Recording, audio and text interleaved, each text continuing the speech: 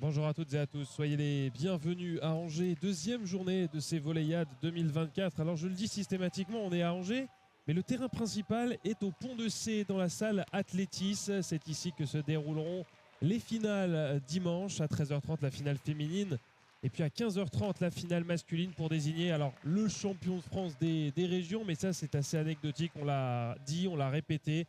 C'est une compétition qui sert autant à la détection qu'à faire s'affronter les différentes régions. L'idée, c'est de revoir toute une génération en situation de compétition. C'est un peu là-dessus qu'on est tombé d'accord hier soir lorsqu'on parlait de détection. Vous avez eu toute la journée de vendredi les féminines qui étaient sur le terrain. Vous savez que chez les féminines, on joue dans la catégorie M14, un choix qui a été fait assez récemment et ça, on l'évoquera dans l'émission ce soir. Pourquoi est-ce qu'on est passé de M15 à M14 par rapport à une maturité un petit peu plus précoce chez les filles ? On va être aujourd'hui chez les garçons. Pascal Bonhomme, vous êtes avec nous, fidèle au poste. Bonjour, bien dormi à Angers ? Bonjour, très bien, merci. Super. On passe chez les garçons. Alors, qu'est-ce que ça change ? Ça change que on a monté le niveau du filet. On passe d'une catégorie M14 à M15. On est sur des joueurs qui ont un petit peu plus d'âge, un petit peu plus d'expérience. Et certains sont vraiment des potentiels qui sont identifiés comme on va dire, de futurs joueurs de l'équipe de France, mais on sait très bien que dans une génération, on arrivera à en sortir entre 1 et 5 maximum. Oui, tout à fait. Il y a aussi une grosse différence morphotype et physique. Même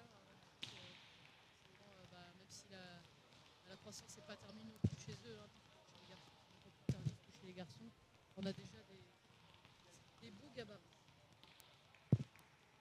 Alors on va vous donner le programme de cette journée. On est toujours dans la suite de cette phase de brassage qu'on a commencé à vivre hier chez les filles. On ne va pas rentrer dans les grands détails de ces poules, de ce classement, parce que ça joue encore dans plusieurs gymnases. L'objectif, il est assez simple, c'est d'arriver en début d'après-midi à avoir les affiches des quarts de finale. Les quarts de finale que vous pourrez suivre cet après-midi. On aura un quart de finale ici sur ce terrain principal. Et puis on finira la journée avec les demi-finales, ce qui veut dire que ce soir, quand tout le monde ira se coucher à la fin de cette belle journée des Volleyades, on connaîtra les affiches des finales, mais aussi les affiches de tous les matchs de classement et donc le programme de la journée de demain. On est dans la poule K pour ceux qui sont des puristes et qui tiennent les petites statistiques. Et on va suivre 2 matchs ce matin de cette poule qui vont nous aider à découvrir 2 quarts de finalistes. On aura à 9h30 d'ici quelques minutes l'Île-de-France 1 face à la Bretagne 1. Et puis à 11h tout à l'heure, le Grand Est 1 face à la région Auvergne-Rhône-Alpes 2. On se retrouvera ensuite pour 4 matchs cet après-midi, 13h30, 15h, 16h30, 18h. Vous ne manquerez rien de ces Volleyades. Et puis nous, Pascal, on va se plonger doucement dans cette première rencontre entre une équipe d'Île-de-France 1 invaincue, 2 victoires en phase de poule, une première victoire hier en phase de brassage, c'était contre Auvergne-Rhône-Alpes 2. À chaque fois sur le score de 2-7-0, une équipe qui n'a pas perdu le moindre set sur la première journée. Quand on discute avec le coach Romain Jarlot, ça peut donner des idées, notamment de se dire on aimerait voir la finale demain sur ce terrain. Oui, et puis dans une de ces équipes, on risque d'avoir quand même un prétendant au titre. Quand on voit déjà la qualité qu'ils nous offrent sur l'échauffement, on peut espérer pour eux de prétendre à aller jouer la finale.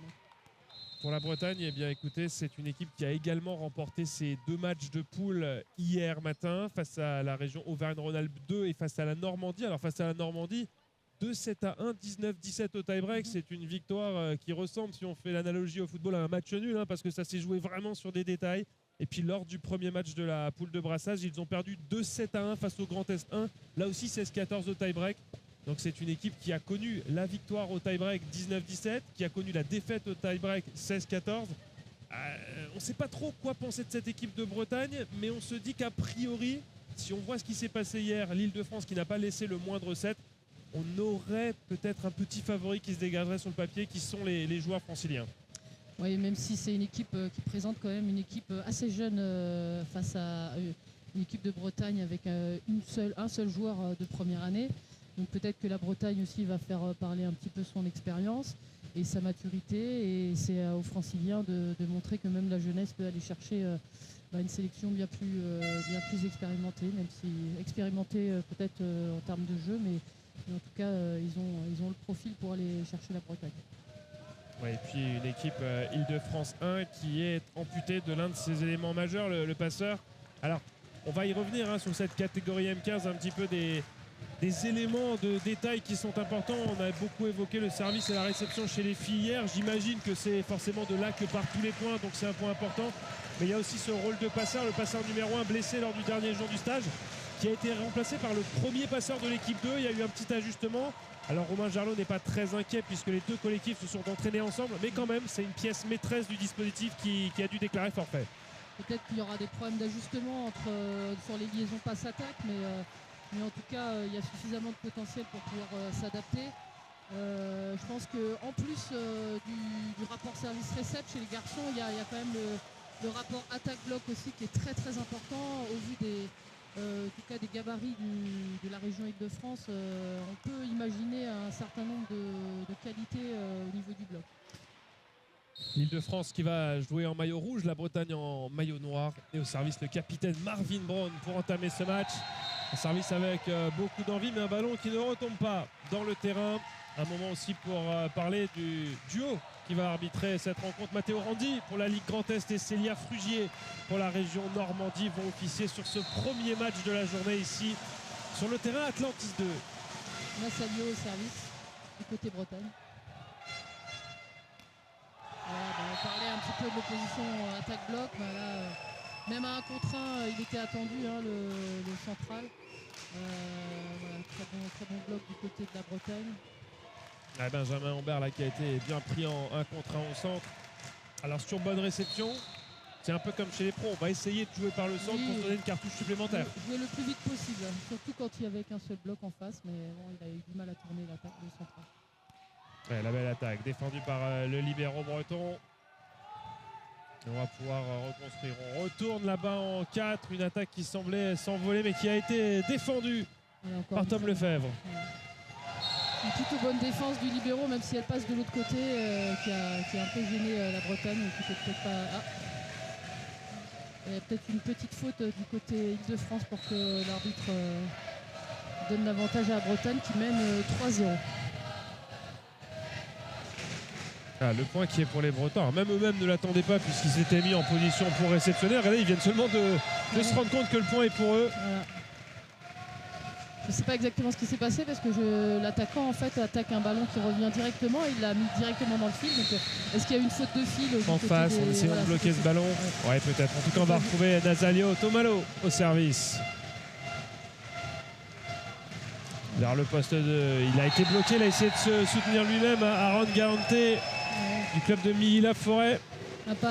Une passe un peu intérieure qui ne permet pas forcément à l'attaquant d'aller chercher la ligne ou alors que le ballon n'était pas assez poussé sur l'épaule droite pour pouvoir aller chercher la ligne. Il aurait pu aller chercher la petite diagonale, mais là, voilà, le ballon était vraiment très très intérieur et difficile à négocier. Alors là, Romain Jarlot qui prend un premier temps mort parce qu'au centre ça n'a pas marché, en 4 ça n'a pas marché, en 2 ça n'a pas marché, on n'a toujours pas tourné la position, ça fait 4-0 pour les Bretons et très vite le technicien francilien qui va essayer de trouver la solution pour tourner cette position. D'où l'importance aussi chez les garçons du service, du rapport service-bloc.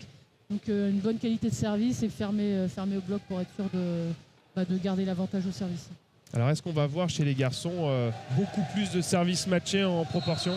On peut, je pense que ce sera plutôt sur fin de set à mon avis, pour une équipe qui devrait essayer de revenir au score ou pour mettre la pression sur le money time. Mais là je pense qu'on est sur la gestion un peu l'observation de l'équipe adverse et je pense que la prise de risque sera progressive.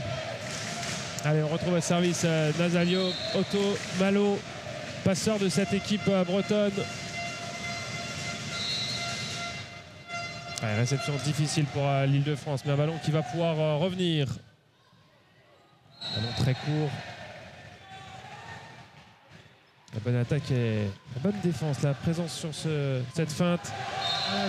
Une passe qui est un petit peu plus poussée à la mire qui permet de jouer les mains, mais elle a annoncé dehors en effet, mais je ne sais pas. Alors est-ce qu'il n'a pas poussé le ballon dans le fil, dans la bande blanche et que le bloqueur ne l'aurait pas touché, mais a priori c'est encore avantage à la Bretagne. Donc peut-être un peu de frustration du côté Île-de-France, là ils ont besoin peut-être libérer un petit peu, essayer de tourner parce que là 5-0 ça va être difficile chez les garçons, sur fin de set, de revenir avec un tel écart, c'est encore plus difficile. Ouais, Nils Lamir, le libéro qui est à nouveau visé. On recherche en 4 une autre solution et cette fois-ci sur la ligne, on la trouve cette solution avec Cameron Chemama, joueur du club de Sartrouville. Je pense que c'est un soulagement là pour tout le banc francilien d'avoir tourné cette position et de repasser au service. Un jeune joueur, hein, Cameron, puisque c'est un première année. Hein, donc là, il a un peu peut-être libéré l'équipe en espérant que l'Île-de-France garde son service. On a retrouvé au service Benjamin Ambert, lui aussi, première année.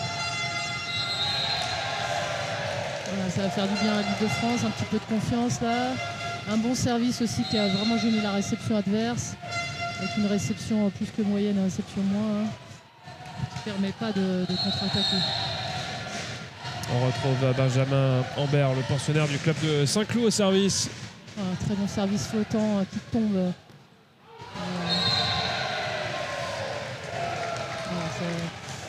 Voilà, l'Île-de-France qui revient dans le match. Pour l'instant, on est un peu toujours dans une phase d'observation entre les deux équipes. Il n'y a pas vraiment de prise de pouvoir pour l'une ou l'autre équipe. Donc, on n'a pas encore vu de long rallye dans ce début de match. Et c'est pas là-dessus qu'on le verra avec cette faute directe au service. 6-3 en faveur des Bretons. On voit Ewen Roinsard, le technicien breton, forcément très satisfait pour l'instant d'avoir entamé le match de la sorte. Alexandre Coué au service, c'est un service match, on en parlait. Bon, voilà, peut-être que c'était aussi pour créer encore plus l'écart qu'il a tenté ça, mais je pense que Ewen lui a validé son choix de servir ce match. Ça redonne un peu d'espoir aussi à l'Île-de-France de revenir dans cette partie. Alors un œil particulier sur Aaron Galante au service, on l'a vu à l'échauffement, un joueur capable de très belles choses et qui ne va pas prendre trop de risques sur ce premier service, se mettre en confiance. Il sert enroulé, le joueur de Villejuif. De Milly-la-Forêt. Milly-la-Forêt. Milly-la-Forêt, oui, c'est mon écriture, ça Pascal, vous m'excuserez. On n'a pas de joueur de Villejuif là chez les garçons. On a Milly-la-Forêt, on a du Vélizy, du Plessis-Robinson. Enfin, on vous présentera tous ces différents clubs franciliens qui sont représentés. Donc là, il va peut-être chercher un pilier un petit peu plus, voilà, parce que progressif, le premier un peu contrôlé, le deuxième un peu plus appuyé. Avec la bande du filet, Tom Lefebvre qui s'en sort. L'un des attaquants prioritaires de cette sélection bretonne. Il va chercher à placer cette balle sur la petite diagonale.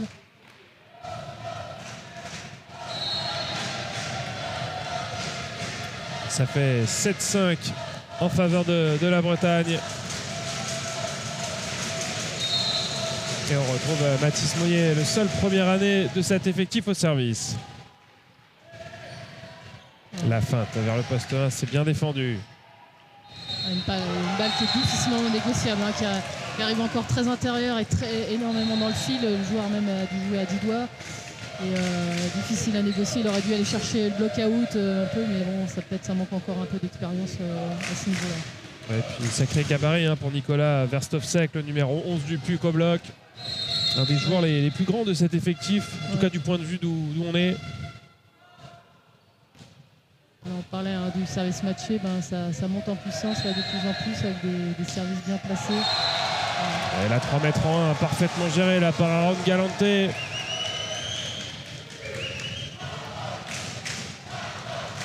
C'est parti. Ouais, je pense qu'il y a ce petit round d'observation, il faut un petit peu se libérer, prendre confiance pour oser lâcher le bras. Et puis quelques attaques qui donnent confiance derrière, ça peut faire monter en intensité ce match. Je pense qu'en fin de set, on verra vraiment des gens beaucoup plus offensifs se lâcher. L'entraîneur Ewen qui cherche à demander si le ballon n'a pas été touché. Mais a priori non. Ouais, alors ça semblait être trop petite diac pour être touché, mais peut-être une faute de fil du bloc au moment d'essayer de contrer.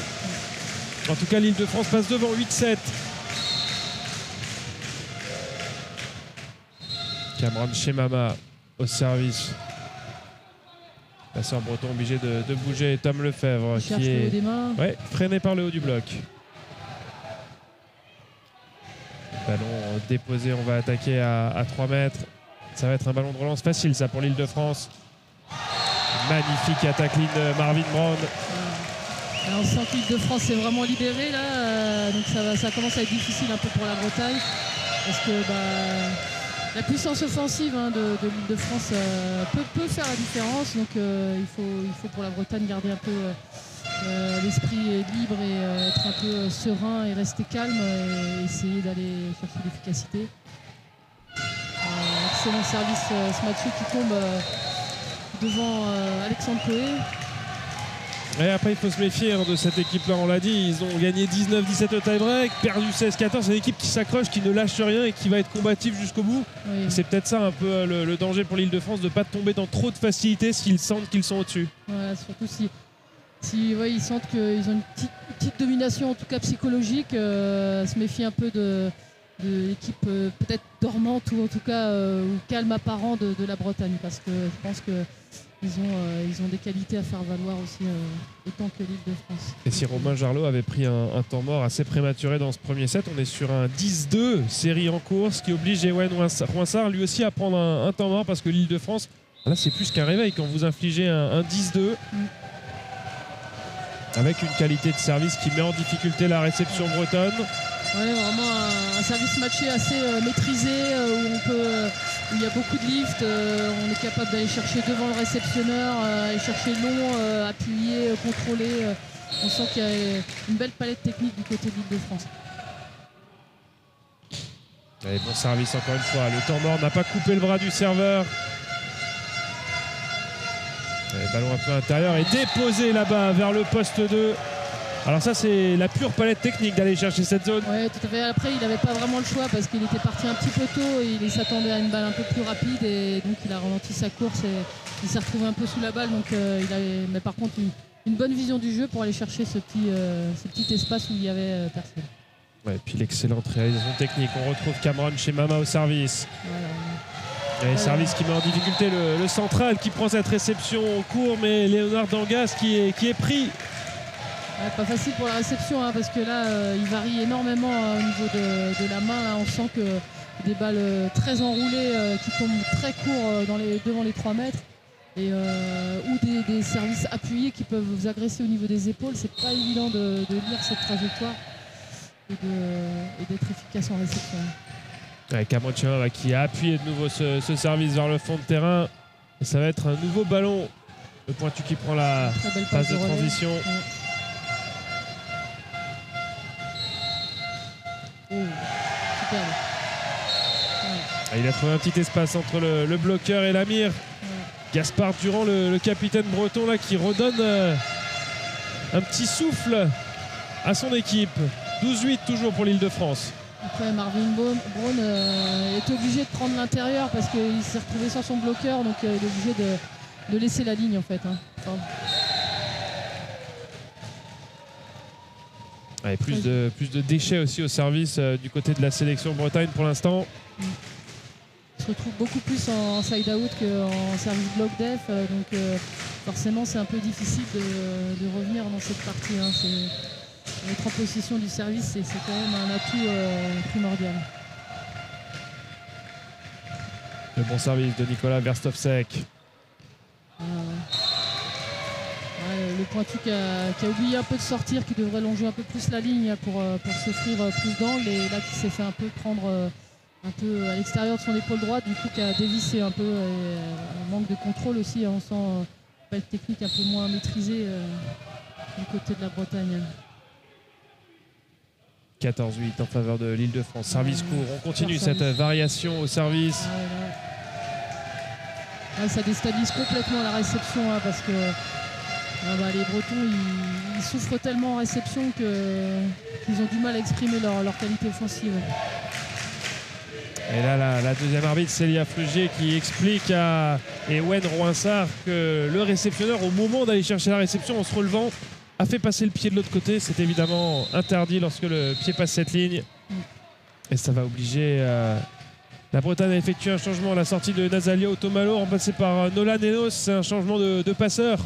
On n'a pas parlé de la stratégie du bloc de l'Île-de-France qui essaye de cacher le service au numéro 9. Donc ils sont face au numéro 9 qui est un des attaquants prioritaires, comme tu l'as signalé, Julien. Du coup, on appelle ça un écran. C'est énormément utilisé à très haut niveau pour gêner la lecture de trajectoire du service à un des meilleurs réceptionneurs pour qu'il soit en déficit ou en tout cas en difficulté au niveau de l'attaque.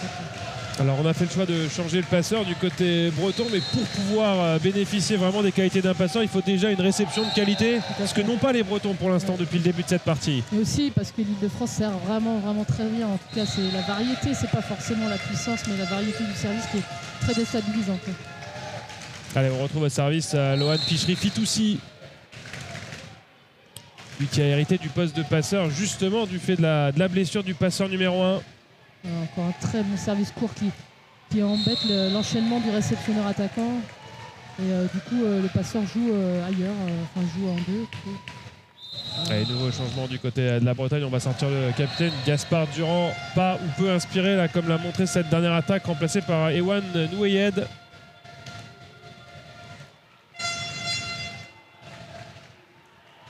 Et du coup, le capitanat sur le terrain est pour Nolan Enos.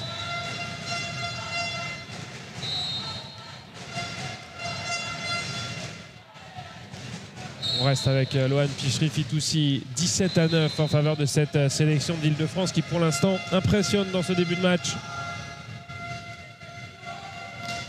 Un petit peu d'orgueil masculine. Ouais, la belle attaque grand diagonale d'Alexandre Coé. Et si vous nous rejoignez à l'instant sur ce direct des Volleyades, sachez que le programme est absolument alléchant tout au long de la journée. On aura à 11 h le deuxième match de cette phase de brassage entre le Grand Est 1 et Auvergne-Rhône-Alpes 2. Et puis à partir de cet après-midi, les quarts de finale, les demi-finales en fin de journée. On va monter en intensité tout au long de cette journée de samedi pour demain atteindre l'apogée et les finales. 13h30 la finale féminine, 15h30 la finale masculine. Et le matin, vous aurez tous les matchs de classement, petite finale, sur ce terrain principal du gymnase Athlétis. Là, enfin, un petit rallye là, du côté masculin. Je pense qu'au niveau des consignes, il a été demandé de jouer un peu le haut des mains, le block-out, pour essayer de ne pas forcer sur l'axe diagonal et essayer de jouer un petit peu plus finement et plus intelligemment avec le bloc adverse. Oui, c'est un block-out trouvé par Alexandre Coé. Et on retrouve Léonard Dangas au service.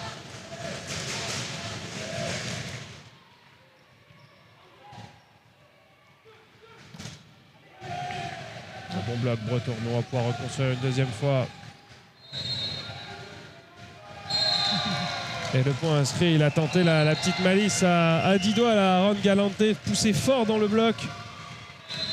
Ouais, il semble avoir beaucoup d'expérience pour jouer avec le bloc adverse et chercher des solutions pour varier son jeu aussi. Oui, une certaine palette technique déjà à cet âge-là qui lui permet de faire beaucoup de très jolies choses. 18-11. Le central qui était attendu. C'est un ballon qui va être rendu, ça, par le libéro francilien. Très long fond de terrain pour empêcher Tom Lefebvre d'enchaîner. Gros combat au filet.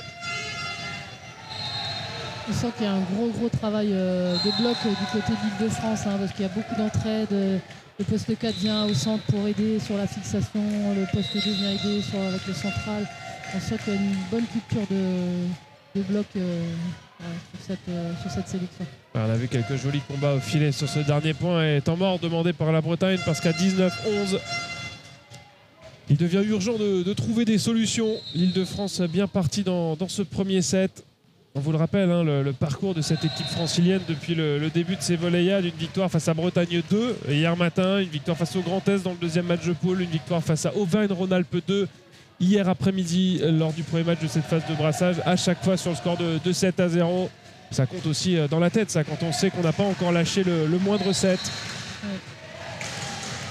On va signaler aussi l'aide précieuse des entraîneurs adjoints qui sont des entraîneurs d'expérience, parce que Marc Vautier, il est l'adjoint de Romain Gerlot sur l'Île-de-France. Cédric Dupeux, qui est le technicien de la Bretagne depuis des années et qui est entraîneur du pôle de la Bretagne et qui supplée Ewan Ressard. Donc deux belles doublettes d'entraîneurs pour un très beau match en présence. La réception un peu longue du libéro, et alors ça, c'est pas des ballons qu'il faut laisser à Aaron Galante, capable de bien finir les situations, le numéro 9 de cette sélection Île-de-France. Et on est déjà à la barre des 20 points pour l'Île-de-France. 20-11 en faveur des joueurs en maillot rouge.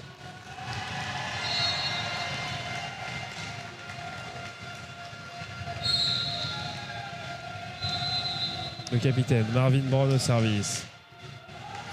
Belle réception qui permet de jouer au centre et le haut du main. Galante qui a cherché la ligne, mais bien défendu par le libéro. Malo le métour. Derrière, on est obligé de forcer un peu côté breton parce qu'évidemment, le système bloc def est bien en place. On a vu tout à l'heure le central qui était attendu. Mathis Monnier, il est systématiquement attendu par un voire deux bloqueurs au centre. Tout à fait, vraiment une belle culture du bloc. Et tu parlais un petit peu de la similitude avec Leandra Lunga.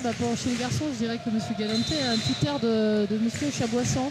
Même si M. Chaboissan est un passeur, mais il me fait penser un petit peu à lui. Il a beaucoup de savoir-faire très jeune. Et un peu la même aura et le même leadership sur un terrain.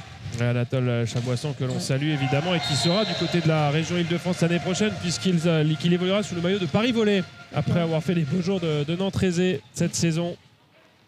Un passeur hyper passionné. Si vous êtes passionné de volley et que vous êtes dans la région nantaise, il y a beaucoup de chances que vous croisiez Anatole Chaboissan dans un gymnase. Quel que soit le niveau du match, il va voir les copains, les copines jouer. Ouais. Il est un vrai passionné de ce jeu. À l'intérieur, mais qui, à mon avis, a été déterminé. Enfin, c'était déjà choisi. Un jeu rapide sur l'aile.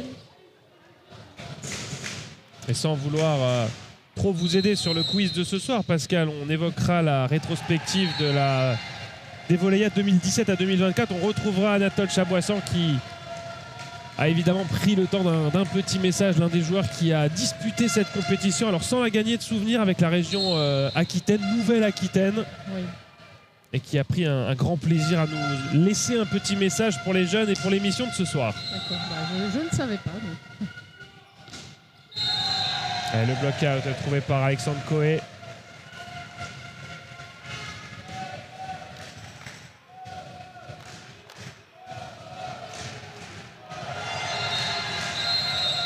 Un joueur, le numéro 7 qui est rentré. Ouais, alors on a pris la composition d'hier. Il y a eu quelques changements de maillot. On a vu ça avec Romain Jarlot. Alors a priori, le 7 qui est rentré portait le numéro 6 hier. Ça doit être Zachariel Vincent Chetioui. D'accord, Duplessis Robinson. Ah, la Bretagne qui élève un peu son niveau de jeu au niveau du service, qui n'a pas trop le choix pour essayer de revenir dans la partie. Ouais, et puis il y a eu une espèce de défense miraculeuse du pied sur ce point pour l'instant. Si l'Île-de-France marque, ça pourrait être l'un des points de ces Volleyades, cette défense du pied droit. On pourrait rappeler aux novices que toutes les parties du corps sont autorisées dans le volleyball, donc on peut par réflexe ou par intention d'utiliser le pied pour jouer. On ne le conseille pas parce qu'on estime au niveau volley qu'on maîtrise mieux au niveau de la main qu'au niveau du pied. Mais c'est autorisé, comme la tête est autorisée, pas une seule comme on peut dire souvent en EPS, une par match. On peut utiliser toutes les parties du corps. Oui, et puis c'est surtout, vous parlez de l'EPS, Pascal, pour qu'au collège et qu'au lycée, les séances de volley ne se transforment pas en séances de futsal parce que ça peut arriver assez rapidement dans les buts de handball. Surtout que certains joueurs seraient bien plus à l'aise, mais aujourd'hui c'est pas interdit bien sûr, mais en tout cas c'est moins conseillé. Allez, 23-14, l'Île-de-France à 2 points de ce premier set. Très belle libéro qui prend la réception, ouais, excellente réception. Et puis par le centre, c'est magnifiquement fait ça de Cameron Chemama. Faut vraiment souligner la bonne réception du libéro qui a bien travaillé niveau techniquement, qui bascule l'épaule du côté. On dit que l'épaule droite, enfin l'épaule côté ballon doit être plus haute que l'autre. Et il a vraiment bien exécuté ce geste pour permettre un jeu par le centre. Balle de 7 à 24-14, ils en auront quelques-unes. Service matché vers le poste 1. Allez, la faute directe, faute trop prématurée là pour Ewan Nouayed qui prend l'antenne et qui offre ce premier set à l'Île-de-France 25-14. Il y a eu un petit retard à l'allumage avec ce 5-0 initial, mais ensuite les joueurs de Romain Jarlot ont parfaitement réagi. Petite pause, petit détour par les partenaires de ces Volleyades 2024. Et on se retrouve d'ici quelques secondes ici à Athlétis pour le deuxième set de ce match entre l'Île-de-France et la Bretagne. À tout à l'heure.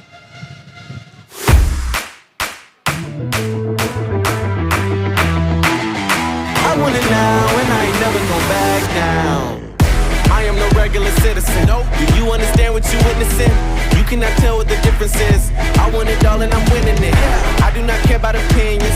Time to make a few decisions so I can take a position. Solve it straight to the top. I can't see myself falling. À tous ceux qui font le sport, le Crédit Mutuel donne l'élan.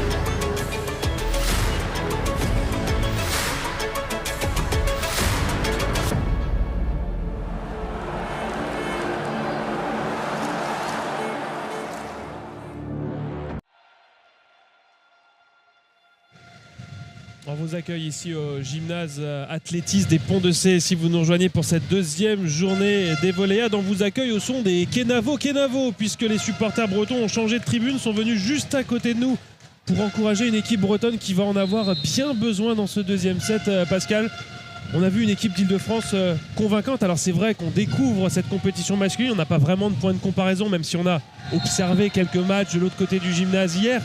Mais c'est vrai que cette équipe d'Île-de-France est impressionnante et clairement au-dessus physiquement, techniquement de ce qu'on a vu sur ce premier set. Oui, tout à fait. Dominante au niveau technique, complètement d'accord, mais aussi physique, que ce soit en termes de taille, mais aussi en termes de puissance offensive. Je pense que la Bretagne va avoir à cœur à montrer un autre visage, ce qu'ils viennent de montrer, même s'ils ont été très sérieux sur le début du match. Là, ils vont peut-être pas montrer encore toutes les qualités qu'on leur connaît ou qu'on nous a annoncé en tout cas, donc on leur souhaite pour voir aussi un deuxième set bien plus intéressant en termes d'opposition, donc on espère que la Bretagne va prendre sa chance.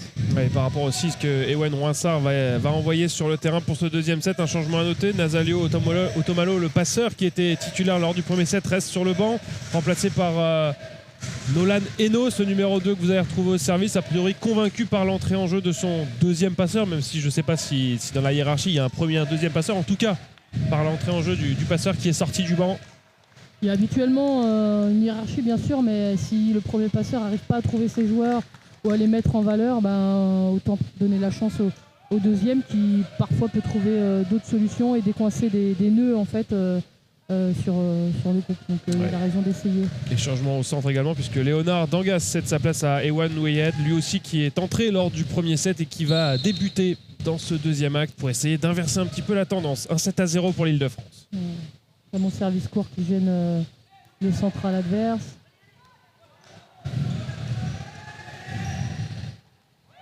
Et l'Île-de-France qui marque ce premier point par le capitaine Marvin Braun. Alors on a parlé du côté breton, on n'avait même pas pris le temps de regarder. Là aussi du changement puisque Léon Berthollet, le joueur de la CBB, est rentré. On a aussi Damien Hou, le joueur de Sartrouville avec le numéro 2 qui est entré. Vous avez Zachariel Vincent Chetioui, le numéro 7 qui est entré. Il a raison aussi, donner du temps de jeu à tout son effectif. Pas forcément pour mettre au repos, mais surtout pour garder tout le monde frais et dispo pour l'ensemble de la compétition. Ouais, et puis ce serait un sacré signe envoyé si en changeant la moitié de l'effectif, il continue d'autant dominer ce match-là. Très bon renversement du passeur, même si la balle est un petit peu intérieure, mais bon, intérieur pour un gaucher, il est juste un peu dans le fil. C'est une passe un peu trop dans le fil pour ce gaucher. En revanche, on a gardé ce qui marchait bien, on a gardé le libéro. Nils Lamir qui est toujours sur le terrain. On a gardé le passeur également, Lohan Pichri-Fitoussi. Il y a quand même une espèce de colonne vertébrale qu'on essaye de conserver pour ne pas déstabiliser toute l'équipe. Oui, tout à fait. Oh, la bande du filet qui ne bascule pas du bon côté là pour Alexandre Coé. Déçu le joueur breton. Non, c'est un peu son ballon un peu loin, ou en tout cas pas capacité à le rattraper. Mais voilà, il était un peu en bout de bras et du coup a du mal à le faire tourner pour qu'il passe les filles. Léon Berthollet au service. Qui évolue au poste de central et qui a eu un traditionnel service de 5 vers 5, grand gabarit. Et ça fait le point, ça, pour l'Île-de-France. Cameron qui est un jeune joueur de Sartrouville, le pointu qui manque encore un peu de dynamisme, qui aurait pu passer entre les deux bloqueurs parce que le bloc était ouvert. Et puis qui a tapé un peu hors descendant, dommage, parce que la porte était ouverte. Et la bonne réception des Bretons qui vont pouvoir construire avec Tom Lefebvre qui cherche et trouve la ligne. Qui jusqu'ici prenait la petite diagonale pour éviter le grand central et qui a pris l'option de taper la ligne et c'est payant. 3-2 pour l'Île-de-France dans ce deuxième set.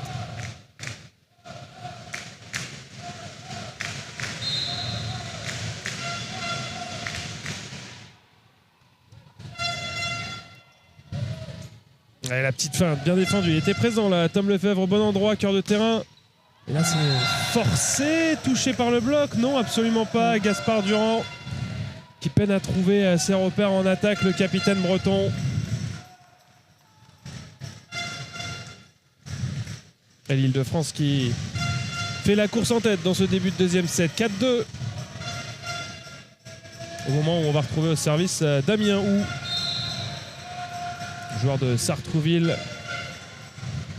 gaucher.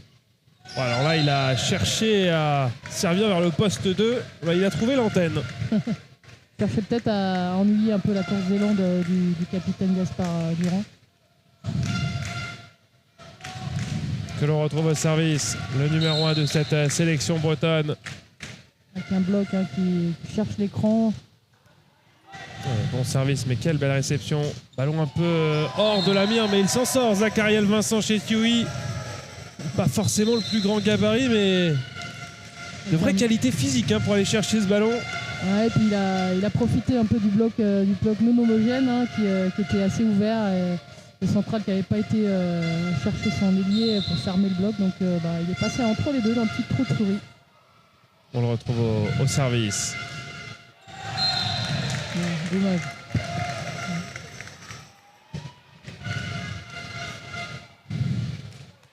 Lefebvre au service.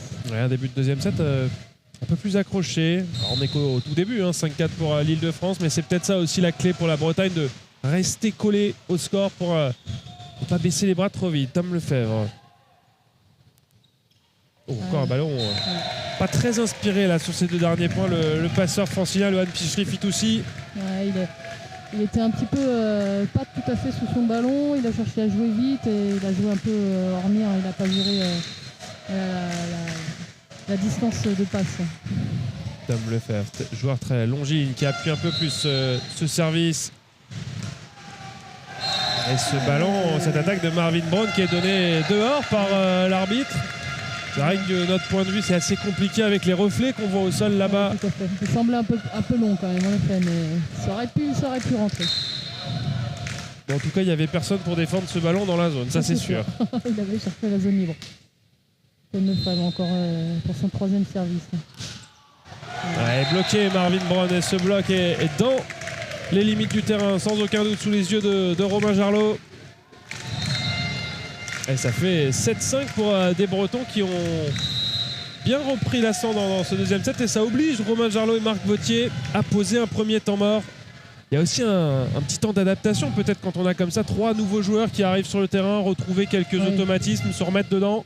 Oui, tout à fait, mais c'est aussi ça qui est intéressant sur ces changements, c'est de permettre aux joueurs d'apprendre à s'adapter, à se rendre disponibles et efficaces dès le début du set et dès qu'on leur donne leur chance. On sent quand même du côté de la Bretagne une meilleure émulation, un peu plus de dynamisme collectif, alors qu'au début du set on sentait un peu de stress et beaucoup des joueurs un peu chacun de son côté. Là on sent quand même une meilleure cohésion d'équipe, la présence, un Tom Lefebvre efficace au service. Voilà, on sent quand même que la Bretagne est en train de monter un petit peu en puissance. Alors on n'a pas fait le point détaillé sur le classement de cette poule K. On va y jeter un œil lors du prochain temps mort pour un petit peu essayer de calculer qui sont les potentielles équipes que l'on pourrait retrouver en quart de finale. Un magnifique point inscrit par la région Île-de-France. Une très bonne liaison passe-attaque, passe-centre en tout cas, avec une très bonne vitesse de passe qui permet à faire le point et difficile à défendre. Nicolas Verstovsek, le joueur du PUC que l'on retrouve au service avec son numéro 11. Le libéro qui a longtemps hésité entre la manchette et 10 doigts. Il a finalement pris à 10 doigts, mais ça n'a pas permis à son équipe de construire. Je crois qu'il l'a pris sur la tête, plutôt.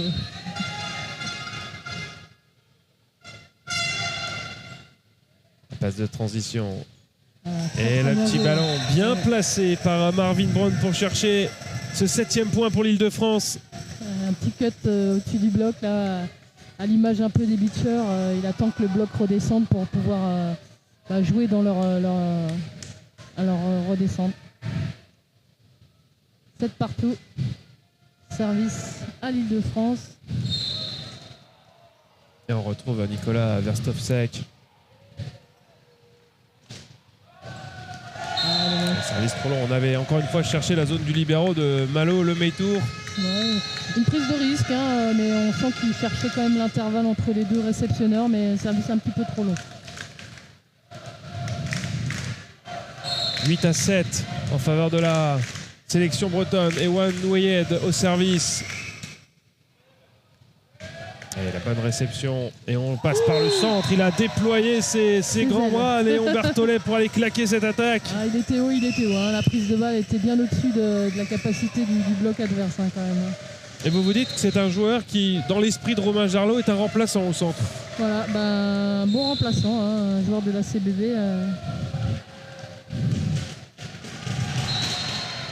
Service tactique court où on sollicite Mathis Monnier. La bonne défense sur la ligne, le libéro qui va prendre la passe de transition. Ballon poussé à 10 doigts. Et on retourne avec le central. Et ce coup-là, Mathis Monnier fait le point. On sent que le jeu au centre va être une arme importante en tout cas pour la victoire de ce set-là. On sent aussi que la Bretagne cherche à attaquer beaucoup la ligne sur le poste 4. Pour éviter les grands gabarits qui sont présentés au centre.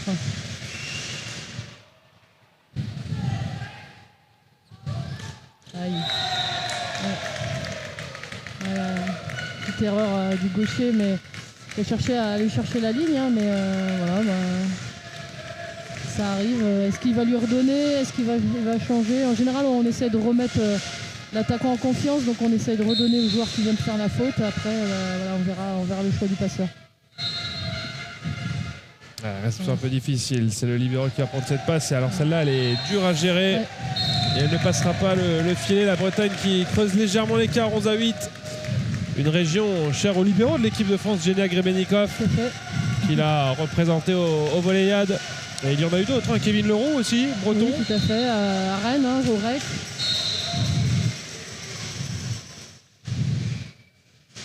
Genia qui jouait réceptionneur attaquant, qui était assez précoce et qui a ensuite plus tard basculé vers le poste de libéro, comme le disait si bien Kevin Tilly dans son témoignage. À l'image un peu de Hubert Hainaut, hein, c'est un peu le même profil et la même évolution de carrière. Alors Hubert est d'une génération qui n'a pas connu les volleyades. Non. Bon, il a été détecté, ça c'est pas un sujet, mais en tout cas les volleyades, c'est vrai qu'il n'a pas eu le plaisir de les jouer. Et puis si vous parlez d'Hubert Hainaut, on aura aussi le témoignage de son fils, Mathis Hainaut, qui a joué dans la tranche à laquelle on s'intéressera ce soir entre 2017 et 2024. On reviendra aussi avec Slimane Belbadi sur la belle aventure, le bel été 2023 de cette équipe U19, championne du monde. Et puis on aura dans le match qui nous intéressera à 11h, Pascal, le préparateur physique et statisticien qui était de l'aventure en Argentine, Quentin Passé, en tant qu'entraîneur principal du Grand Est. D'accord. Dans le staff de Slimane Belbadi. Vous voyez comme quoi tout est lié dans le haut niveau. Ballon très loin, les Bretons qui s'en sortent bien et le passeur francilien pas forcément au bon endroit au bon moment. La Bretagne montre vraiment un très beau visage parce qu'au niveau du service, on sent une belle variété. Il y a beaucoup de services courts Il y a des services courts sur la zone du passeur. On sent qu'il y a vraiment là tactiquement beaucoup d'intentions, en tout cas qui permettent à la Bretagne de pour l'instant dominer ce set. Ouais, et puis pas mal d'imprécisions qui leur permettent d'avoir 4 points d'avance et qui obligent Romain Jarlot à prendre ce temps mort. Alors peut-être un petit peu de déconcentration, peut-être que le gain de ce premier set d'une manière assez facile les a un peu sortis aussi de leur concentration initiale. Ce qui est bien, c'est que Romain laisse la chance aux jeunes qui sont rentrés et qui n'étaient pas les titulaires du premier set, mais il leur fait confiance jusqu'au bout pour essayer qu'ils trouvent des solutions. Mais c'est sûr qu'il y a beaucoup plus de fautes du côté de France que ce qu'on a pu voir au premier set. Ouais, je vous avais promis un petit point sur le classement. L'Île-de-France est première de cette poule K avec 4 points, ce qui veut dire que Romain Jarlot, en théorie, est en ballottage très favorable pour rejoindre les quarts de finale. Derrière, on a la Bretagne et le Grand Est à 3 points et Auvergne-Rhône-Alpes 2 à 2 points. On en a parlé rapidement avec Ewen Roinsard et Cédric Dupeux avant le match. Même s'ils venaient à perdre contre l'Île-de-France, un scénario favorable dans le deuxième match pourrait qualifier la Bretagne pour les quarts de finale. Mais ça, on calculera tout ça à partir de 11h ou un petit peu plus tard. En tout cas, sur le dernier match de cette phase de brassage et de cette poule K. Pour l'instant, il démontre en tout cas que voilà, ça peut être une équipe sur qui il faut compter, en tout cas sur cette set-là.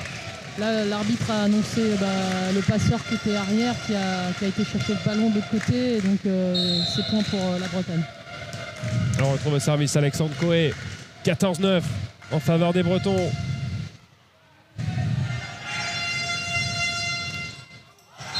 Et c'est touché par le bloc, ce ballon. Nul doute que ce point est pour l'Île-de-France, qui a bien vu Matteo Randi, le premier arbitre de ce match. Le petit joueur là, Duplessis-Robinson, Zadi est très très tonique et il joue très très vite, donc ça demande au bloc adverse de venir fermer très tôt l'intervalle. Ouais, si vous nous rejoignez et que vous n'avez pas été parmi nous hier pour cette première journée des voléades, peut-être que vous étiez du côté du bureau au travail, eh bien sachez que ce sont aussi de jeunes arbitres qui arbitrent ces compétitions dans l'idée de leur donner de l'expérience, de les mettre en situation sur des compétitions de haut niveau.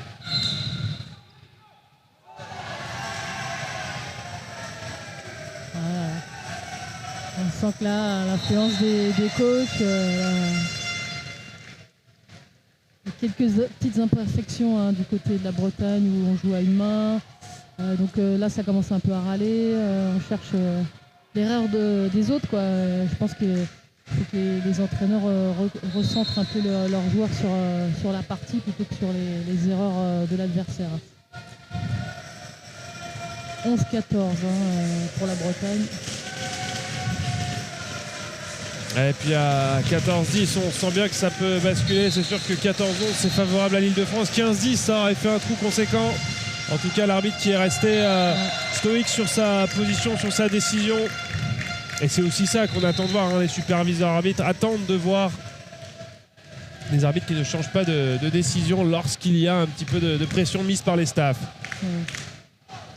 Ils peuvent remettre le ballon, mais on leur conseille de prendre leur décision quand même.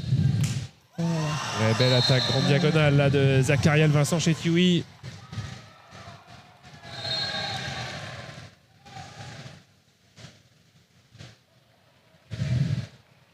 Très bon petit joueur qui est capable de jouer un peu tout. Le haut des mains, la ligne, la petite diagonale, malgré sa petite taille. Mais c'est sa tonicité qui fait la différence, sa vitesse d'exécution. Ouais, mais c'est ce que Romain Jarlot nous avait dit. Vous verrez si Zachariel sort du banc. C'est un bon petit joueur. Et puis là, on a vu un bon petit service aussi. Un ace là-bas vers le poste 5. Ouais. Damien Hou, joueur de Sartrouville, que le staff francilien qualifie de passeur-attaquant, attaquant-passeur. Un joueur complet et polyvalent.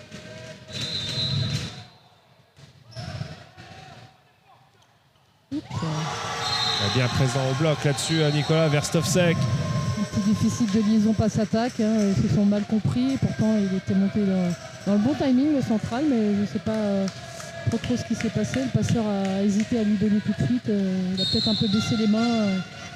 Et du coup, loupé le timing.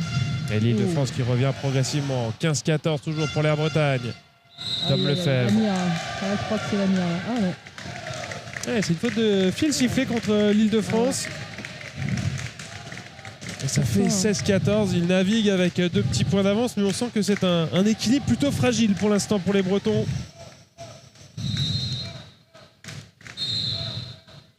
Gaspard Durand au service. Oh là là. Beaucoup de chance. Hein. Je pense que pour le prochain service, il va essayer un peu de lever le coude parce que là, il a frappé un peu bas. Mais bon, c'est un point direct. Ouais, et puis on a enlevé le haut de survêtement du côté de Aaron Galante, ce qui veut dire que Romain Jarlot effectivement veut donner du temps de jeu à tout le monde, mais il n'a pas forcément envie d'aller jusqu'au tie-break. Ouais. Oui, il est parti de loin, parti de très très loin. Damien Hou et le jeu qui se poursuit. Tom Lefebvre qui trouve avec malice une zone où le libéro est trop court. Nils Lamir pour aller intervenir. Il varie beaucoup plus son jeu. Hein. Au premier set, il était beaucoup sur la petite diagonale. Là, il joue ligne, il joue diagonale. Du coup, il se permet d'ouvrir un peu les angles. Pour rappeler aussi pour les novices, quand le ballon touche le fil et qu'il passe de l'autre côté, on joue. C'est pas au let comme au tennis. Ouais, il y a quelques petites différences entre le volley et le tennis. Vous avez dit, Pascal, ce let n'est évidemment pas à remettre. Il n'y a pas de deuxième balle au service. Vous n'avez qu'une chance, donc un peu plus de pression. Ce qui n'empêche pas Clara Nadal de jouer au volleyball. On l'a vu hier sur le terrain et on souhaite évidemment un magnifique parcours à cette équipe. PACA 2 que l'on aura peut-être le plaisir de retrouver dimanche pour la journée des finales ici à Athlétis. Région Sud. Moi aussi, Région Sud. Voilà. C'est vrai. C'est vrai. Alors ils sont inscrits comme Provence-Alpes-Côte d'Azur 1 et 2, mais c'est vrai qu'ils ont sur les hauts de survêtements marqué Région Sud. Voilà.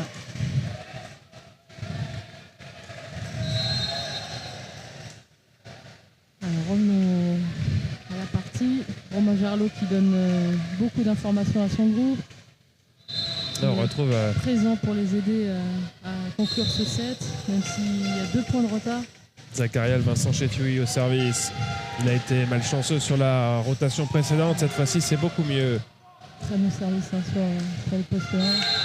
Tom Lefebvre qui trouve... Ouais, j'avais l'impression que c'était touché par les mains du bloc. Non, simplement hors des limites du terrain. Cette attaque ligne du numéro 9 de la sélection bretonne est en mort, demandé par Ewen Rouinsard. On sent qu'il maîtrise moins, mais en tout cas qu'il la cherche cette ligne et que quand il la trouve, souvent il fait mouche. Donc on lui souhaite plein de réussite sur la recherche de cette ligne. Et là, il a un petit peu dévissé sur son attaque.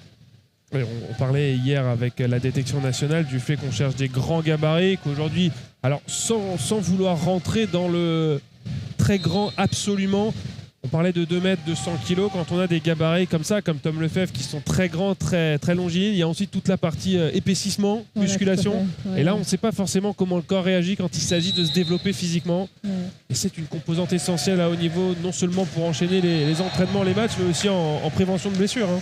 Ouais, quand il y a une prise comme ça de taille assez rapide, le corps difficile à suivre, il faut l'accompagner physiquement. Donc il y a un gros travail autour du bassin qui est réalisé pour essayer de fixer les angles, fixer les mouvements. Et voilà, lui, en tout cas, avant de prendre de la masse, il va falloir qu'il travaille beaucoup au niveau du bassin, les abdos, les dorsaux, pour pouvoir fixer ses postures.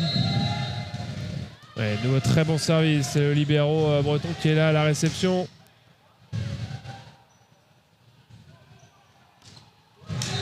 Damien Hou freiné par le bloc. On félicite beaucoup Tom Lefebvre en ce moment, qui cherche à varier son jeu. Ouais, l'attaque forte n'a pas marché, du coup on tente la feinte, mais l'Île-de-France était bien présente. Belle présence au soutien de l'Île-de-France, on sent très bonne organisation du soutien collectif. Un ballon qui va être rendu, mais qui met en difficulté finalement la Bretagne.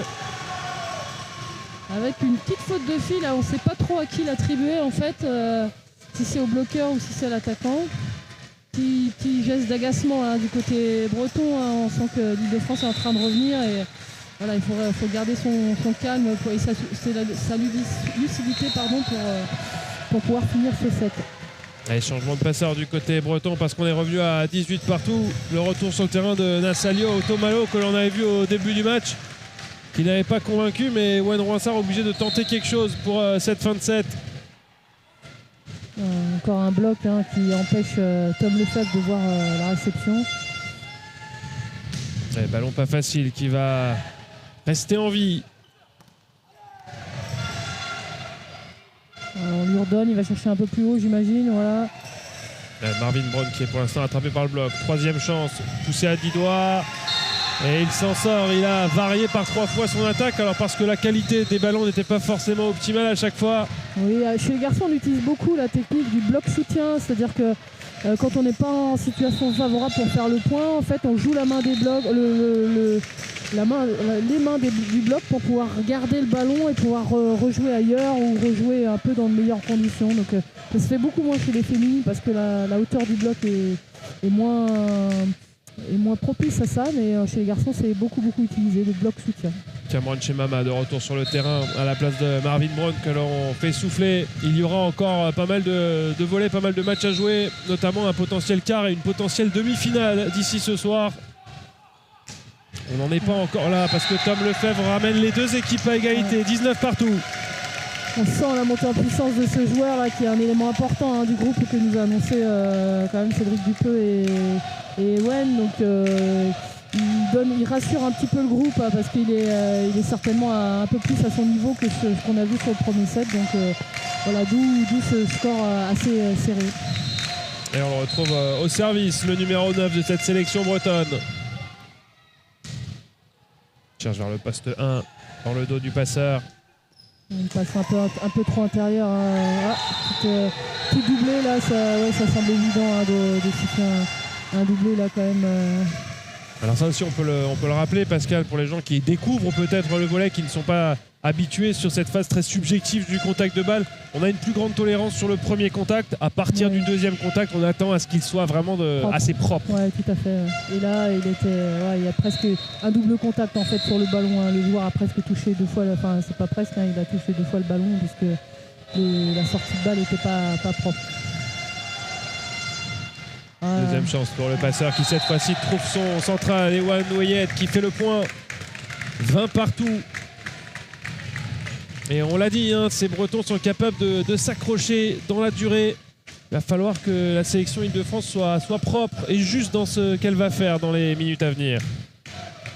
Le Romain reste sur son effectif et je trouve que c'est courageux. Il a confiance à son groupe pour trouver des solutions et prétendre à aller plus loin ensemble. Chemama qui a cherché la feinte et là un petit peu forcé cette attaque de Gaspard Durand. Ouais, c'est un peu de manque de patience sur ce ballon envoyé sous la bande du filet.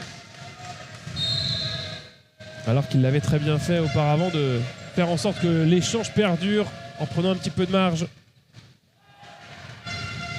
Le centre à nouveau, mais la connexion n'est pas bonne. Ouais, un peu en retard le central. Chemama qui pousse, mais c'est bien défendu ça par Malo Lemetour qui était au bon endroit. La feinte, le bloc, un ballon qui miraculeusement repasse de l'autre côté du filet. Une bonne présence du libéro breton. Ouais, encore une fois, excellente défense. C'est plus la qualité de la passe qui n'est pas optimale, un peu trop dans le fil.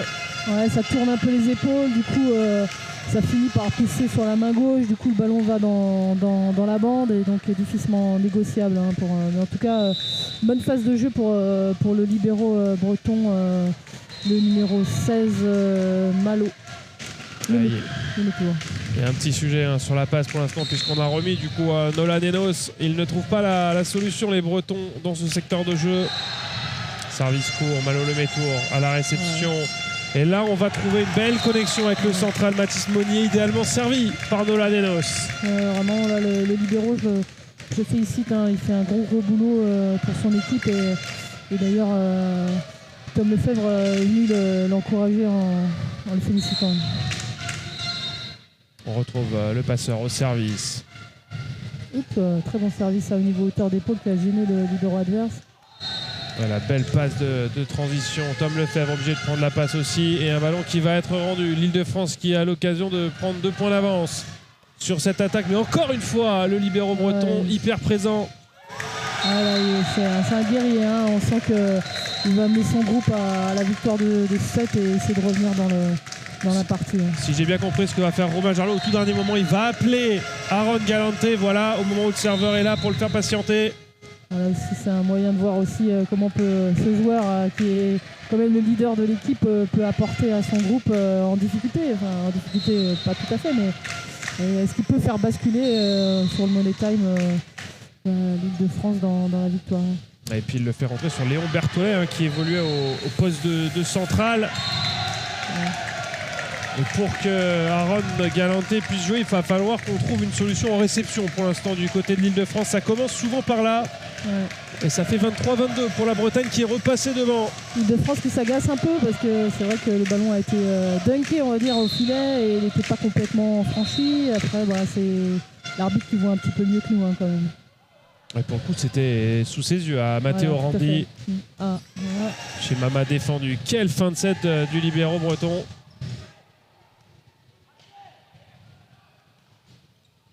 Chez Mama qui va déposer, très défendu avec le pied. C'est annoncé une faute de fil. Et donc voilà, Alexandre Coé qui annonce sa faute avec tout le fair play des joueurs de volleyball. Et Romain Jarlot qui échange avec Aaron Galanté pour lui expliquer un peu le positionnement qu'il attend de son joueur puisqu'il n'est pas sur sa position habituelle. Ouais. Ça devient vraiment intéressant à 23 parties de voir un peu l'état mental et la gestion du match de ces jeunes joueurs. Ouais, le bon soutien là, de Mathis Monnier. Galanté au poste de central qui est défendu par Nolan Enos.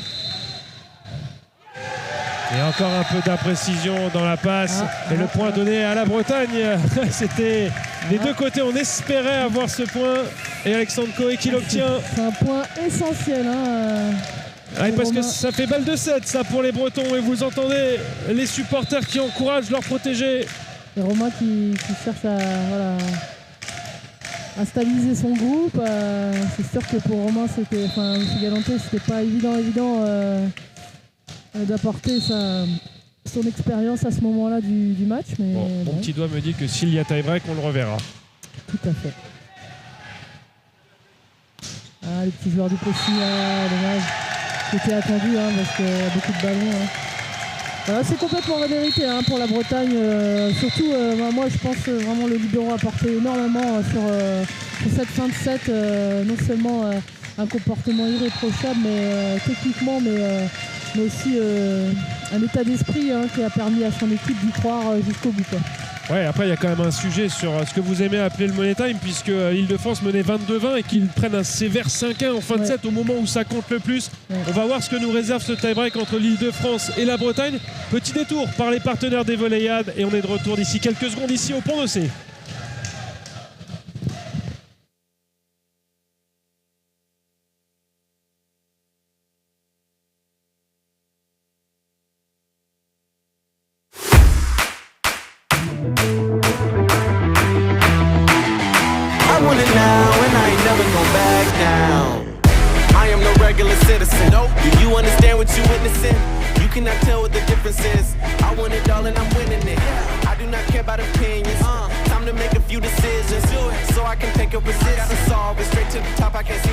À tous ceux qui font le sport, le Crédit Mutuel donne l'élan.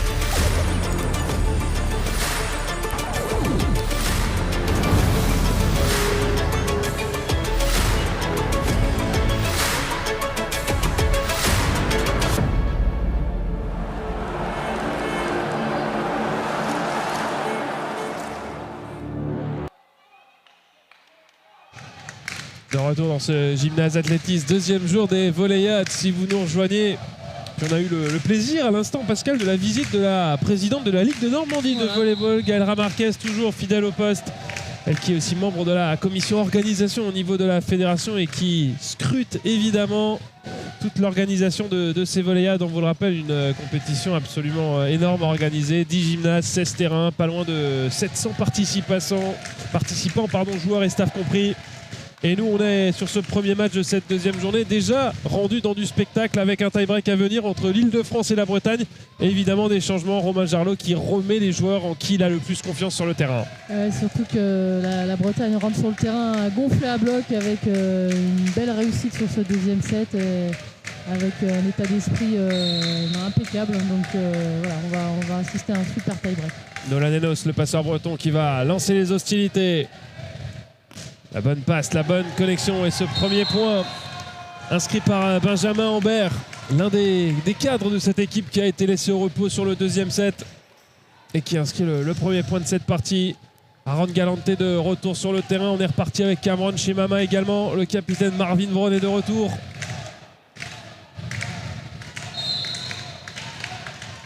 Et on le retrouve au service, Marvin Braun. Bonne réception du libéro breton qui est dans un temps fort de son week-end angevin.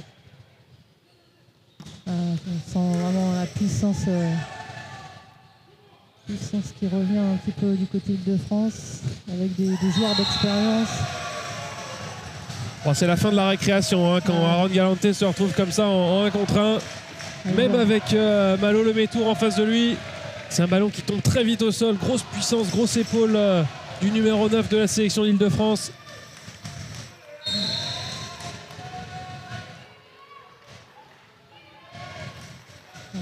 C'est un peu moyenne du côté breton, mais une bonne gestion à l'attaque. Ouais, la feinte qui a été bien lue par le libéro. Beaucoup plus à l'aise qu'au centre, monsieur Galante. Même si on sent que c'est un poste qui lui convient bien. Ouais, si évidemment tous les supporters bretons ont vu cette balle dehors, et Wayne Roissard qui a eu ce geste de fair play de dire non, celle-là, vous êtes gentil, j'ai été placé sur la ligne, elle est dedans.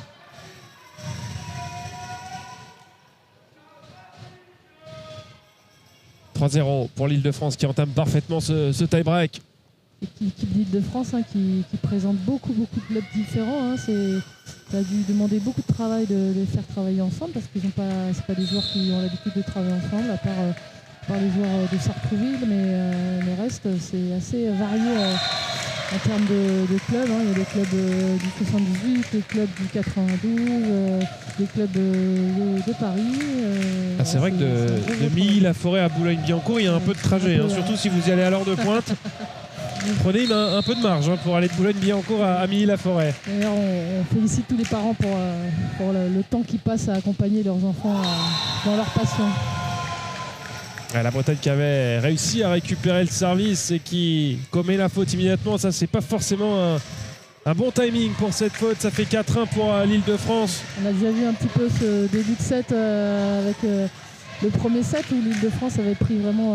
Ah non, c'était la Bretagne qui avait pris l'ascendant sur l'Île-de-France, pardon. Ouais, la réception un petit peu basse. C'est Tom Lefebvre qui va être obligé de rendre ce ballon.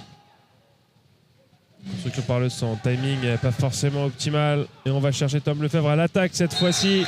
Un peu gourmand là sur sa petite diagonale. Là, plus difficile en face de lui, la ligne est beaucoup moins libérée. Le centre, c'est un géant qui est face à lui. Donc aller chercher la petite diag ou la ligne, ça devient difficile pour Tom Lefebvre. Donc il a tapé un peu hors descendant parce que peut-être qu'il a pris le temps de choisir où est-ce qu'il voulait mettre la balle. Mais là, c'est sûr que l'opposition est bien plus importante face à lui. 5-1 en faveur des Franciliens, ce qui oblige Ewen Roissard à prendre un premier temps mort dans ce tie-break. On vous le rappelle, si vous nous rejoignez, des matchs en 2-7 gagnants. Un tie-break qui va se jouer au meilleur des 15 points, 2 points d'écart. Avec les conseils expérimentés de Cédric Dupeux qui connaît bien ses joueurs, parce qu'il doit avoir quelques joueurs qui sont au pôle à Dinard. Donc, et puis pour essayer de vous simplifier un maximum la compréhension de la sportive pour l'Île-de-France, en cas de victoire, il n'y aura pas de question, ils seront qualifiés en quart de finale et on les retrouvera alors soit en quart de finale, soit en demi-finale s'ils se qualifient. Bref, on les retrouvera plus loin dans la compétition. pour la Bretagne en cas de victoire. A priori, on ne devrait pas être loin de la qualification également. Mais tout ça, on le saura à l'issue du deuxième match qui nous intéressera. Alors à partir de 11h, c'est l'horaire théorique, mais on laissera le temps aux deux équipes de s'échauffer. C'est le match entre le Grand Est et Auvergne-Rhône-Alpes 2 qui nous concernera pour finir cette poule de brassage, cette poule K. Sur une super attaque de l'Île-de-France, encore une grosse présence du libéro breton Malo Lemécourt. Et ballon inter que ne peut pas attaquer à Tom Lefebvre. Et le bon bloc là-dessus de Mathis Monnier, c'est peut-être le secteur de la passe qui vraiment fait défaut à la Bretagne, hein, parce que Tom Lefebvre, il est rarement servi de la même façon. Il doit toujours s'adapter un petit peu à ce ballon un peu inter, un peu extérieur, un peu proche du fil. C'est pas facile. Pas évident. Et en plus, quand l'opposition est bien différente du set précédent, c'est encore de l'adaptation. Mathis Monnier qui va céder sa place au service. Roland Feltz qui va rentrer sur le terrain. On n'a pas encore vu le numéro 5 de cette sélection bretonne ce matin. 5-2, certainement des qualités intéressantes à proposer au service. On va le découvrir d'ici quelques instants. Mathis Monnier qui est remplacé, qui vient de faire un bloc gagnant, qui est le seul première année de cette sélection bretonne. Ouais, service fort vers le poste 6. Et un ballon qui va être rendu. Bien placé parce que... Défense miraculeuse de Nolan Enos. Ouais. Aaron Galante. Ça se bat du côté breton. Ça veut jouer sa chance jusqu'au bout.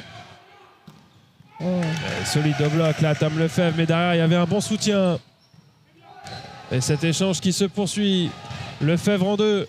Attendu par le bloc de Nicolas Verstovsek. On sent qu'il est un peu moins à l'aise sur le poste 2, Tom Lefebvre. Mais voilà, il a manqué un peu là. Il était un peu sur place là, il a dû attaquer. S'il avait tapé un peu plus le haut des mains, peut-être qu'il a été un peu plus en réussite, mais avec peu d'élan, il a fait de son mieux. Alors qu'on revoit sur ce ralenti la magnifique défense de Nolan Enos, bien placé, qui a relevé ce ballon et qui a permis à l'échange de se poursuivre. Merci aux moyens techniques de la Fédération française de volley de nous offrir de si belles images, les ralentis. Sous le contrôle, le pilotage d'Arnaud Bessa. 6-2 pour l'Île-de-France. Il y avait de l'espace. L'idée était très bonne là pour Cameron Chemama. La réalisation un peu moins. L'intention est bonne, donc il se peut qu'on lui redonne le ballon un peu. Mais là, c'est sûr que je pense que le passeur est susceptible de lui redonner la balle pour ne pas le laisser en échec alors que l'intention était bonne. Il avait eu le temps de prendre l'information de l'autre côté du filet pour voir que la zone était complètement libre. Pour moi, les dehors, mais c'est un excellent service. Et si elle tombe sur la ligne, c'est à peu près le même tarif, sauf que le point est pour la Bretagne. Mais c'est vrai que c'était un bon service là du capitaine Gaspard Durand.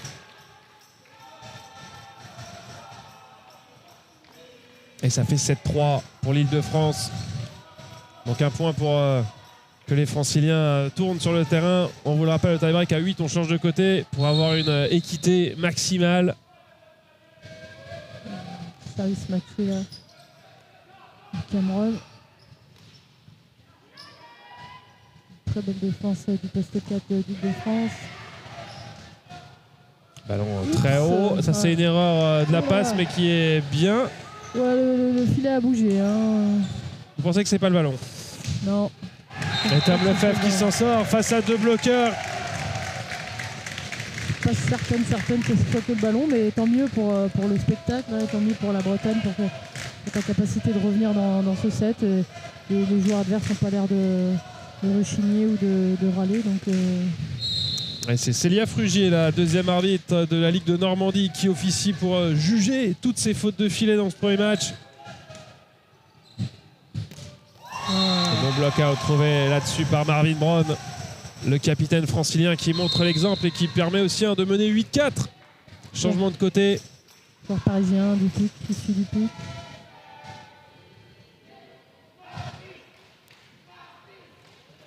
Et on va retrouver au service d'ici quelques secondes Nicolas Verstovsek, le central du club du Dupuc.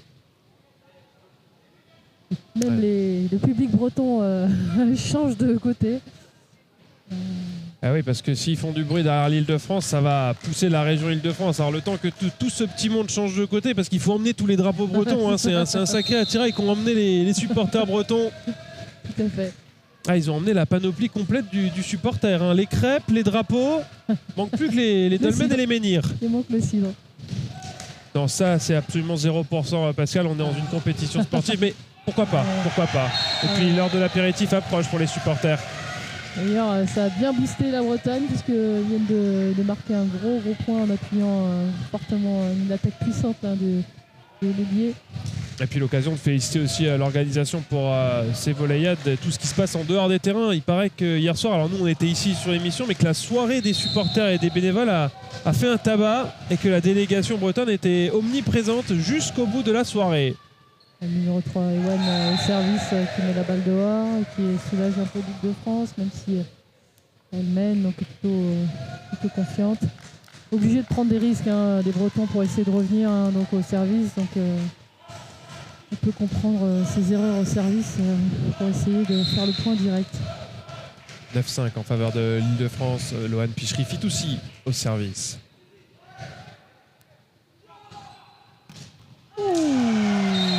Alors là, si vous vouliez un exemple de comment est-ce qu'on lâche le bras sur la ligne, Alexandre Coé vous a fait la démonstration. Tout à fait, tout à fait. On l'avait vu en noir et blanc au deuxième set, il nous a fait la version couleur, là, le réceptionneur attaquant breton. Le service de Nolan Enos. Toujours 3 points de retard pour les Bretons. Réception qui oblige le passeur à venir chercher ce ballon derrière la ligne des 3 mètres. Et la feinte vers le poste 1 qui est trop longue. Ouais, mais plutôt bien joué, bien vu, mais mal maîtrisé.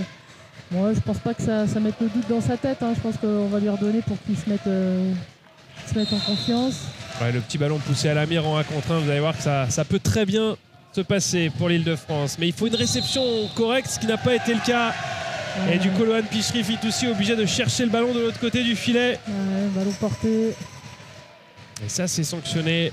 Ça fait revenir la Bretagne, un point, moins 1. Et il va se passer encore des choses dans cette fin de match. Et Romain Jarlot le sent bien. Il prend un temps mort. 9-8. On vous le rappelle, les Bretons assez coutumiers du fait d'aller dans des tie-breaks assez longs. Une victoire 19-17 lors de leur deuxième match de poule. Une défaite hier 16-14 face au Grand Est. Et Marc Gauthier qui prend en aparté l'attaquant prioritaire de l'Île-de-France, M. Galanté, pour essayer de lui donner des aspects tactiques. Ouais, alors techniquement, il a les capacités. On essaye de lire la gestuelle. Il y avait effectivement le secteur offensif, les choix peut-être aussi qui ont été faits, notamment ce ballon poussé en 1 trop loin. On a aussi eu l'impression qu'il parlait d'agressivité au bloc. C'est que Aaron Galanté est sur les postes avant et qu'il peut aussi apporter au bloc avec son grand gabarit et ses capacités d'extension. Je pense que le groupe l'équipe d'Île-de-France attend beaucoup de ce joueur pour s'appuyer un peu sur ses qualités. Donc je pense qu'il va chercher un peu plus à attaquer sur la fin de ce set, ce tie-break. On risque de le solliciter s'il y a bonne réception. Voilà, aussi fort que possible pour reprendre confiance sur la grande diagonale et ça redonne 2 points d'avance à l'Île-de-France, 18. On dit souvent lâcher le bras pour libérer l'équipe. On libère. Ça va peut-être être un déclencheur pour la fin de ce tie-break. Ouais, joueur hyper intéressant de cet effectif Île-de-France 1. Tout à fait. Et Marvin Brown au service, le capitaine, joueur du PUC. Ballon très haut vers le poste 2, mais là la main était orientée vers le terrain numéro 1 de ce gymnase athlétisme. C'est pour ça qu'elle s'est complètement envolée en dehors des limites du terrain. Difficile d'aller chercher la ligne. Le bloc il était vraiment dans le bon timing, bien homogène. Donc voilà. À part aller chercher le haut des mains, c'était difficile de trouver un autre angle. 11-8, la réception qui est très bonne. Mathis Monnier qui est bloqué. Et cette fois-ci, il va trouver le haut des mains du bloc. Alexandre Coé, il a bien corrigé l'orientation de la main. La Bretagne qui se donne une occasion de revenir. Et ça fait toujours 11-9 pour l'Île-de-France. On a vu un petit échange entre Romain Jarlot et Damien Hou qui pourrait être amené à rentrer au service. On voit le jeune joueur de Sartrouville qui est en train de simuler son geste. Ça pourrait être un des choix pour la fin de match. Très belle réception hein, du poste 4 de l'Île-de-France. Cameron Semana. Très belle passe de relais. Pas facile parce qu'elle est très intérieure. Ouais, mais faire la faute directe là-dessus, c'est dommage, même si Cameron Semana n'était pas dans une position optimale. Au moins, garder ce ballon en vie, en jeu. Très beau joueur du club du Sartrouville. C'est sa première année. Déjà, ça promet pour l'année prochaine, en tout cas. Sartrouville, ils ont fait très simple pour le choix des maillots. Ils ont pris le 1, le 2 et le 3 aujourd'hui. L'équipe qui a régulièrement gagné la Coupe de France en Benjamin. Donc, salut Monsieur Rogue, qui est un gros formateur du club de Sartrouville. Ouais, Sartrouville que l'on retrouve d'ailleurs en filles et en garçons assez régulièrement. Et la Bretagne qui revient à 11 partout. Rien n'est fini dans ce premier match de la journée. On va se régaler, on a un match qui devait commencer à 11h, évidemment il sera décalé. On a 4 matchs cet après-midi au programme. Vous allez voir du volley toute la journée et nous on va se régaler, Pascal, tout au long de cette journée.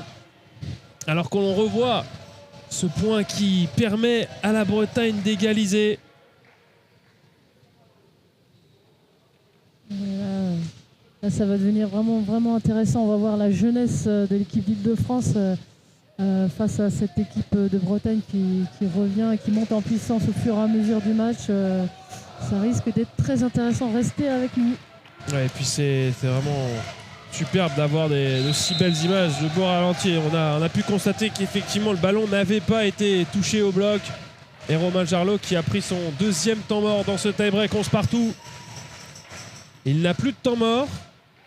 Évidemment pas de challenge vidéo, on est au volleyade, on n'est pas du tout à un niveau de compétition bientôt, que celui que vous pouvez connaître. On fait confiance à la technologie fédérale pour en arriver là.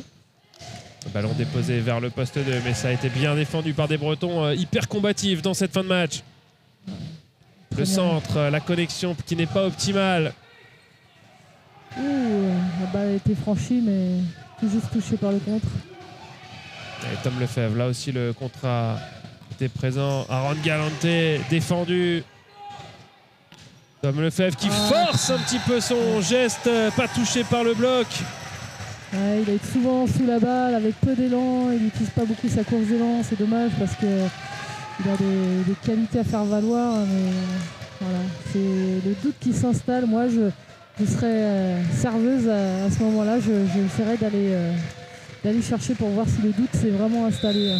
Ouais, et puis un petit peu de précipitation aussi lorsque les échanges durent. Et on voit Marc Vautier qui insiste beaucoup sur le franchissement au bloc, pas simplement sauter, mais vraiment avoir cette envie de faire un geste offensif pour aller bloquer l'attaque adverse. Et c'est Damien Hou qui est rentré au service. On l'avait vu s'échauffer, on avait vu Romain Jarlot lui parler. 12-11, moment important. Encore un jeune joueur du Sartrouville, très bon à gaucher. Oh, Mathis Monnier qui s'en sort face au bloc de Nicolas Verstovsek. Ça, c'est des points qui font du bien pour revenir à 12 partout. Et on va retrouver Mathis Monnier au service. Le jeune joueur de cette sélection bretonne, seul joueur de première année. Dommage, le service était plutôt de bonne qualité, mais la réception bretonne a tenu sur ce service de Damien. Damien Hou qui est ressorti. Benjamin Humbert qui a repris sa place, alors qui a repris sa place, puis l'a troqué avec le libéro puisqu'il est central sur la ligne arrière. Ça commence à être stressant là, même de notre côté. Là, on ne sait pas trop qui va remporter ce match. Et pour l'instant, les deux équipes méritent tout autant de remporter ce match au vu de la prestation. On va retrouver au service Aaron Galante. Un petit point d'avance pour la Ligue d'Île-de-France. Le meilleur joueur qui sera sur la ligne arrière. On va voir comment ils vont pouvoir s'en sortir avec extraordinaire défense du libéro francilien. Théo Lefebvre qui est défendu. Ouais, on sent un peu d'imprécision, un peu de stress, de pression des deux côtés. Ouais. Touché par le bloc, ce ballon, cette attaque de Tom Lefebvre. 13 partout. À chaque passe devient un petit peu plus compliqué, chaque attaque devient un petit peu plus compliquée parce qu'évidemment, même si on dit toujours qu'il faut jouer à 13 partout comme à 0-0, c'est difficile de ne pas avoir un œil sur le scoreur. Et on retrouve la Bretagne au service. On va voir quels vont être les choix du passeur par rapport à sa ligne. Le filet qui a encore bougé là, voilà. Bien vu de la part de la deuxième arbitre là, de la Normandie. En effet, une faute de fil qui donne l'avantage à l'Île-de-France. Et une balle de match. Ouais, une balle de match. Evan Winsard qui est d'accord avec cette faute de fil et qui prend son deuxième temps mort du coup sur cette balle de match. Ouais, c'est peut-être le moment ou jamais d'essayer de trouver la bonne solution en réception, en attaque pour tourner cette première balle de match. Ils n'en auront qu'une, les Franciliens. C'est l'occasion à saisir pour mettre un terme à ce match. Alors qu'en penses-tu? Est-ce qu'ils vont prendre un risque sur le service? Est-ce qu'ils vont laisser jouer l'adversaire? Moi, je ferais plutôt votre service avis, sécurité. Pour moi, service sécurité parce que je pense que comme l'Île-de-France a un très bon bloc, ils peuvent se permettre de gagner l'opposition, le duel en tout cas sur l'opposition au bloc. Donc est-ce que ça vaut le coup de prendre un risque au service? C'est pas évident. Mais c'est toujours cette question que les anglophones appellent le risk and reward. Ouais. Est-ce que vraiment ça en vaut la peine? On va voir ce que va faire Cameron chez Mama. Eh ben oui, ça s'est contrôlé quand même. Pas de faute, ce match est contrôlé. Ouais. Tom Lefebvre pour sauver cette balle de match et il l'a fait. Après, le jeune réceptionneur attaquant breton qui sauve cette première balle de match, 14 partout. C'est évident que là, la ligne est libérée par le morphotype du jeune numéro 3. Mais voilà, on sent que quand même Tom Lefebvre est encore présent là, sur cette fin qui est plutôt aussi un bon serveur. Donc on espère qu'il va faire basculer ce match. Ouais, et puis au-delà de tout, le 7 avérage, le point avérage pourrait rentrer en ligne de compte en vue d'une qualification en quart de finale. Donc forcément, c'est une bonne opération pour l'équipe qui va perdre. Tom Lefebvre pris ici en défense, le service était bon. Mais derrière, la puissance d'attaque des Franciliens est supérieure. Avec une très belle passe, une passe qui va vraiment très vite à l'aile. Ce qui a permis aux joueurs numéro 5 d'accélérer et de bien placer son attaque. Nicolas Verstovsek, que l'on va retrouver au service, le central de cette sélection Île-de-France. Ouais, service assuré, réception à 10 doigts pour le libéro. Ça tape lui parce que il y a ce qu'on appelle, c'est un peu la problématique qu'avait Benjamin Toyetti, c'est ce qu'on appelle, il pourrait occuper un système Nabo, comme ils disent, c'est un système qui adapte par rapport à la taille du petit passeur. Donc tactiquement, c'est bien joué de la part de la Bretagne de taper la ligne, puisque c'est en ce moment le point faible de l'Île-de-France, même si c'est un excellent passeur. La référence à Benjamin Toyetti, ce point inscrit par Alexandre Coé, numéro 6 de cette sélection bretonne, un numéro cher aux passeurs français. Ouais, défense héroïque là des Bretons, mais le ballon qui va revenir aussi vite. Aaron Galanté qui trouve un espace entre les deux bloqueurs pour offrir une nouvelle balle de match à l'Île-de-France, 16-15. Il est solide dans la tête, parce que c'est pas évident après une grosse défense de la Bretagne, être capable d'aller chercher le point derrière, c'est mentalement. Et puis on voit que le meilleur attaquant de l'Île-de-France arrive sur la ligne avant, donc ça va donner des solutions supplémentaires aux passeurs et à la sélection d'Île-de-France. Alors le passeur qui évidemment a vu qu'Aaron Galanté était sur la ligne avant, mais avant cela il va falloir se concentrer sur le service parce que c'est Lohan Picherit Fitoussi que l'on retrouve au service. Appelons un ballon déposé. Très bien joué, très bien joué. Quelle gestion de cette fin de match de la part d'Alexandre Coé. Il a frappé fort la ligne quand il a vu l'espace. Il a posé ce ballon derrière le bloc quand il a vu qu'il n'était pas en situation max. Les supporters bretons sont en feu, mais en feu. Et ça peut vraiment faire basculer le match. Nolanenos, 16 partout. Réception de Melvin Brown qui est trop mauvaise. Mathis Monnier qui va être défendu. Mais c'est un ballon qui va être rendu dans le filet, carrément, par le passeur d'Île-de-France. On vous le disait, être bon sur des gestes simples, ça devient compliqué à 16 partout. Là, c'est là qu'on voit la force mentale des jeunes joueurs. C'est quand même une première année. Il y a encore beaucoup de choses à apprendre, à découvrir. Et là, il fait son chemin aussi. Et balle de match pour les Bretons. Aaron Galanté, attrapé par le bloc, par le capitaine Gaspard Durand. Et voilà comment la Bretagne vient terrasser l'Île-de-France dans un match qui semblait va dire, engagé facilement, hein, 25-14, 25-15 si je me souviens bien du premier set.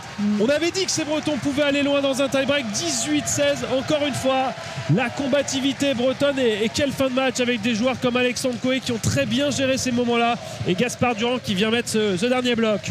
Et moi je rajouterais aussi vraiment l'excellente partie, excellente deuxième set du libéro de la Bretagne, Malo Le Métour qui a vraiment apporté énormément sur son équipe et on ne parle pas assez souvent de ce poste de jeu qui est essentiel en volleyball. Vous avez entièrement raison Pascal, parce que l'Île-de-France menait 22-20 et c'est à ce moment-là qu'il a fait quelques défenses héroïques, sans parler de ses réceptions qui étaient très bonnes. 22-20, l'Île-de-France était à 3 points de remporter ce match au deuxième set. Et bien regardez comme quoi tout est possible en sport. Évidemment la Bretagne qui jubile, parce que ça va peut-être leur ouvrir les portes des quarts de finale. Ça on saura après le match suivant, alors qu'il ne commencera pas à 11h hein, puisqu'à ma montre il est déjà 10h55. Si on fait nos petits calculs, on devrait se retrouver aux alentours de 11h30, 30-35 minutes, le temps pour tout le monde de s'échauffer. La prochaine affiche, c'est le Grand Est 1 face à l'Auvergne-Rhône-Alpes 2. On se retrouve d'ici, allez, une grosse demi-heure ici au Pont de C et on compte sur vous. À tout à l'heure.